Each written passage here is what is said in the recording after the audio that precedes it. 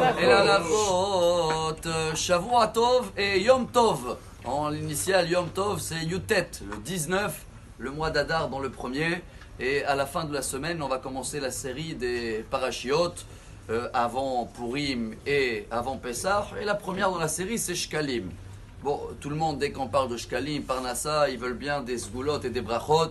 Mais on n'est que au début de semaine. Pour arriver à la fin au Shkalim, il faut commencer par la première phrase de la paracha de cette semaine. Vayakel Moshe. La paracha, Vayakel, je crois qu'en français, Moshe a rassemblé tout le peuple d'Israël et il nous a dit, j'ai un message très important pour arriver à des Shkalim et à Shlom Bayit et à la bonne santé. Vous allez amener des arbres pour construire le temple. Attention, si c'est des arbres volés, pas du tout. Si c'est des arbres qui ont des fruits, pas du tout.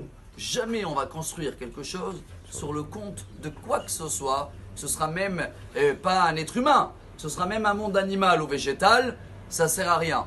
Car chaque chose, et voilà le message d'aujourd'hui, qu'il est sur le compte de quelqu'un, il nous apprend le Hidouché Harim. C'était Rabbi Yitzhak Alter, un des grands rabbins de la Hassidout Gour, à peu près 1860, il y a 150 ans en arrière. Il a écrit pendant des années un livre qui est très connu dans le monde des yeshivot, Hidouché Harim. Il est venu voir son rabbin, le Hadmor de Kotsk. Il a dit, qu'est-ce que vous pensez? J'ai fait un travail énorme, j'ai répondu à toutes les questions du Shach. Le Shach, c'est Rabbi Shabtai Cohen, qui a écrit tout un pérouge sur le Shulchan Aruch, mais 1600. Ça veut dire bien quelques années en arrière.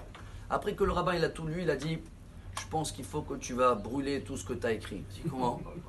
Il a dit, parce que les gens, ils vont rester avec ce que tu as écrit toi, et ils vont abandonner tous les dayanim, les juges, ils vont abandonner ce qu'il a écrit le Shach.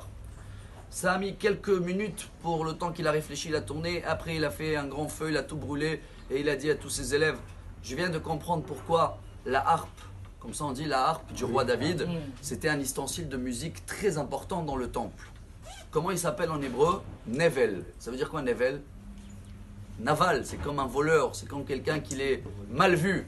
Vous savez pourquoi il s'appelle le mal vu? Tellement il avait une belle musique que tous les autres instruments de musique à côté, ils sont zéro. Alors malgré qu'il est très beau, on l'a appelé Naval. Moi je ne veux pas être Naval. Pour cela, chers amis, si chacun de nous veut comprendre quel est le chemin qui l'amène même à Ruach HaKodesh, Triyat HaMetim, il y a une Mishnah très connue, Avodah Zara, 20e page. C'est qui? Rabbi Pinchas Ben Yair, le beau-père de Rabbi Akiva. Il a dit, j'ai une échelle pour arriver au top. Par quoi il commence l'échelle? Zeirut. Je crois qu'une fois ils m'ont dit en français, la prudence.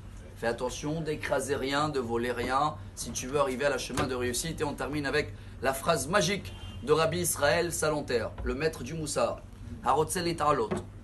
Al yarfor bor le chavero, el ayase sulam le atzmo. Je vais essayer de traduire. Quelqu'un qui veut monter, jamais qui va creuser un trou pour son ami, qui fait une échelle pour lui-même. Bonne semaine. Amar Rabbi Elazar, Amar Rabbi Hanina.